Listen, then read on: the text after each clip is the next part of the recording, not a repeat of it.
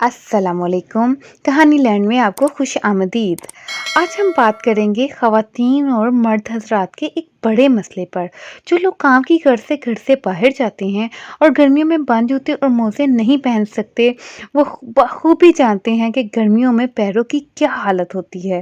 गर्मियों में अगर आप अपने पाँव को बंद जूते नहीं डालते या मोज़े नहीं डालते तो उनके ऊपर निशानात पड़ जाते हैं और इनके ऊपर कुछ धब्बे पड़ जाते हैं और जो जूते की स्ट्रिप्स होती है इवन के उसके भी निशानात पड़ जाते हैं। तो जूतों से पाँव पर जो पड़ने वाले धब्बे होते हैं उसको ख़त्म करने के लिए एक आज़मूदा टोटका है।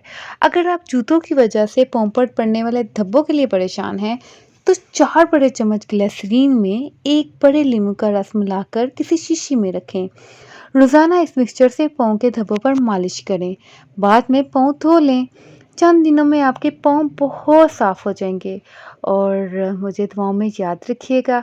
अगर आपको ये टोटका और टिप पसंद आई हो तो प्लीज़ मेरे चैनल को सब्सक्राइब कर दीजिएगा, लाइक कर दीजिएगा और एक अच्छा सा कमेंट ज़रूर कीजिएगा। आपका बहुत बहुत शुक्रिया।